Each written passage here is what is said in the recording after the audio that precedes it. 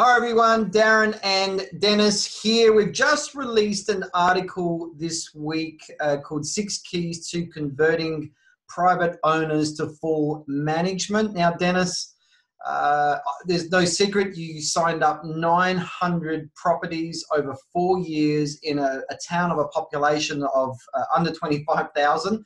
And I think, is it fair to say that you just got annoyed on how do you convert private owners? And I think the story goes, you just wouldn't sleep until you've worked out a strategy, which we're going to go through in these 6 keys. But firstly, Dennis, you've got a text there. Read that text out you just got today. I have. So this strategy that we're about to go through, would you believe I only just trained this agency on Monday about, okay? So today's Friday for anyone watching this recording later. So it was done 5 days ago. And I taught her this strategy and she sent me a text message today and it says, "Hi Dennis, nothing urgent. Was just ringing to let you know I put your private landlord strategy into practice yesterday and was super happy with the results I got. I have put my private landlord pack together and hope to get them sent out next week. I've always struggled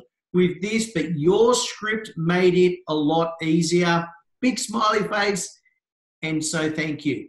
So yeah, that was, and for me, it was a buzz because Darren, as a consultant, you know, we train so many people and we coach them and mentor them to do certain things. And a lot of them don't actually do it, or they don't have the faith to do it. And when they step out and they do it, Darren, it's a buzz for us because we know it's successful. We know this stuff works.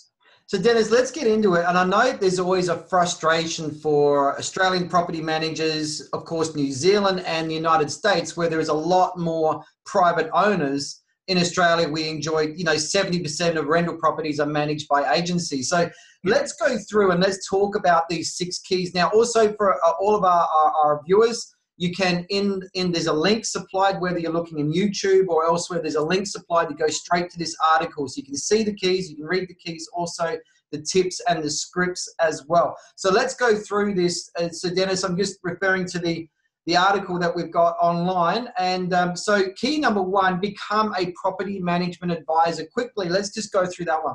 Yeah, so becoming an advisor, our job is to educate people why they need to be using our services.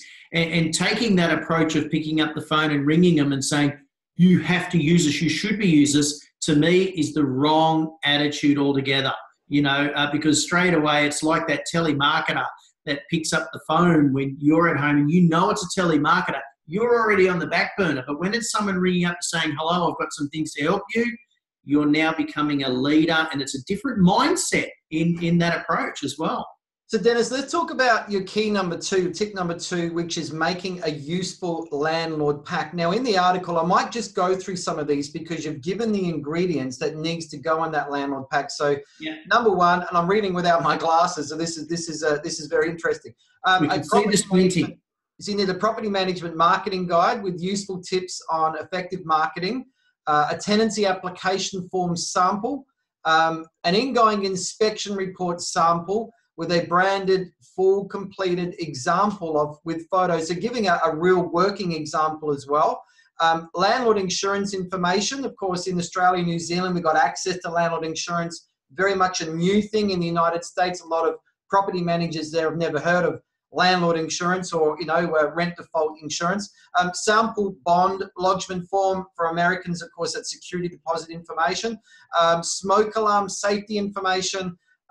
Safety information and risks on tripping hazards and other useful information. You've got a tip here, 18 tips to reduce stress levels when managing your own property. So you're really going through all of the issues and being useful on how they can overcome those. So Dennis, how is that, giving them that information, going to convert new business? Well, the question that I used to ask myself when I was at BDM is, why are they doing it themselves? So, I used to ask all the other agents in our office, why does somebody manage the property themselves? And I learned that it was because they had bad issues with a previous agent, or the properties are sitting vacant too long, rent collection not being made, the job just not being done. So, you know, I put together a pack where I would just ring them and offer them something. So by offering them all of this information, you're actually hitting their sore points, you're hitting their soft points. For an example, you spoke about, you know, the application process, an application. So by giving an owner an application, you're showing them how strict your office is. You know, another one you could give them, and I'm not even sure if it's in the article, you know, your marketing examples, or give them your process of how you market and the reasons why. So then you're teaching them, oh, wow, they do video marketing, or they do 360 tours, or Facebook marketing. Wow, I've never thought of that. So you're teaching them and educating that you're the market leader. You're educating them. You know, and the reason why I like showing them a routine inspection, or even an example ingoing report, or your property report before the tenant moves in for the Americans, you know, how it's get ready, is you're showing them how strict you are. It's basically you're educating an owner that you're taking an x-ray of their property before a tenant moves in. You know, so you're really showing them how strict you are. You're branding them, and you're teaching them your points of differences at the same time. At the same time as hitting their sore points. Give them the stuff. What have you got to lose? You're not managing it anyway. So who cares? Oh, they're going to copy the stuff. Yeah, they're going to try and copy it, but they're not going to be able to replicate it. And who are they going to be thinking of? Darren, they're going to be calling me. Well done. All right, I've got my glasses on now so I can read my phone article properly. All right, key number 3, identify private landlords in your area. Now, there are 4 keys here. You've got from rental applications, detailing current and private owners. You've got for rent by owner signs. You've got the Facebook marketplace, but also in Australia, we've got Gumtree, in New Zealand, Trade Me, Craigslist in the USA, and even still, even there's, you're saying success in local newspaper classifieds.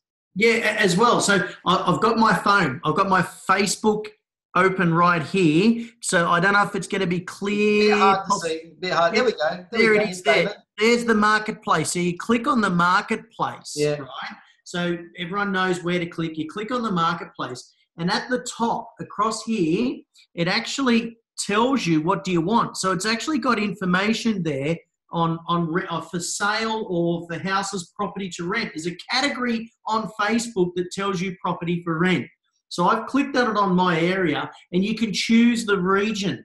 So what's really good is Facebook is actually lead generating for you. It's doing it. So you can actually see where private owners are. Now, I have recently learned that a lot of real estate agents are actually putting ads on Facebook as well, because it's free, and they're using it as a point of difference. So any startup businesses, it's possibly a good idea as well. But let's also be careful, Darren.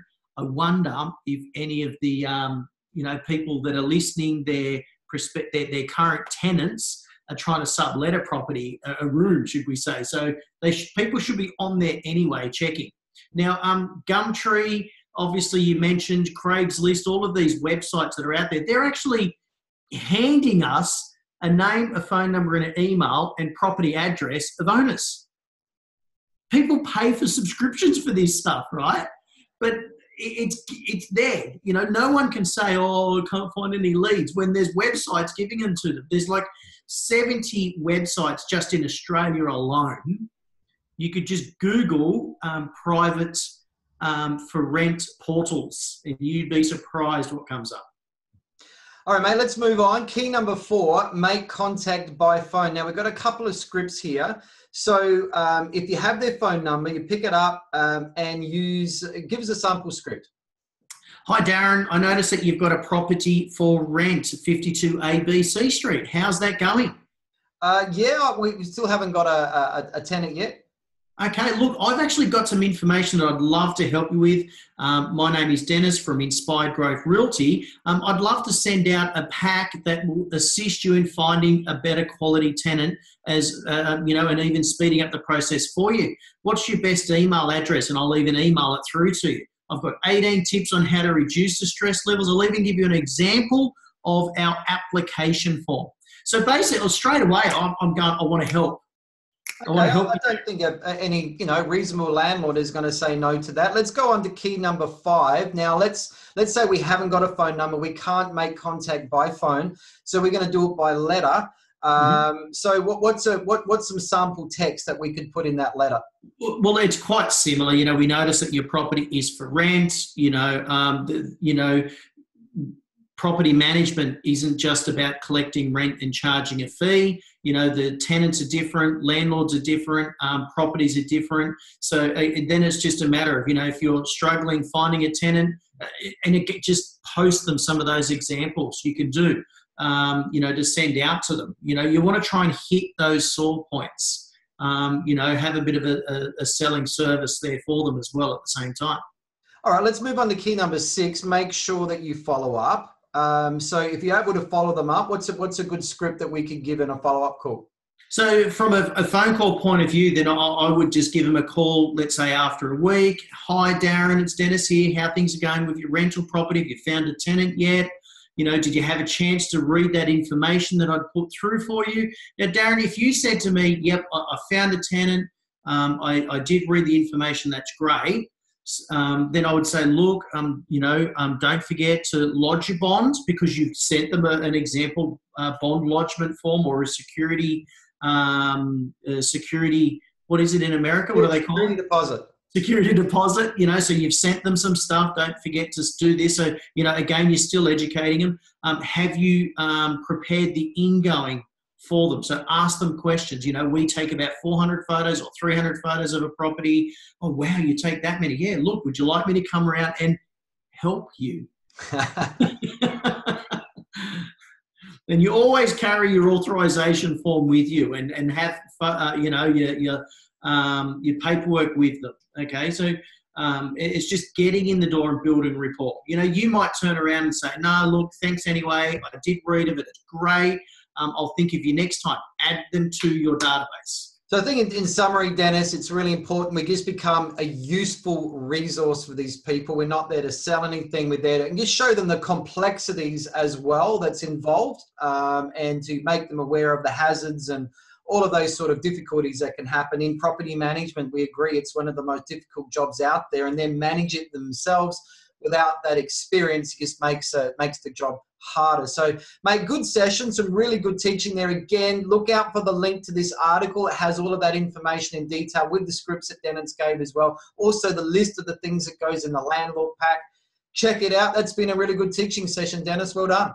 Yeah, thank you. And if everyone could just think of it like when you're at school and you had a headmaster, they didn't always ring you every day or come up to you every day. Every now and then they'd tap you on the shoulder. How's it going? How's school going? How's sport going? Whatever it is. That's what you need to be for these owners. Tap them on the shoulder every now and then. Remind them that you're there watching over them. And that is your newsletters, follow-up calls. Don't forget to give them a call when they should be doing a routine inspection. Well done, Dennis. Cheers.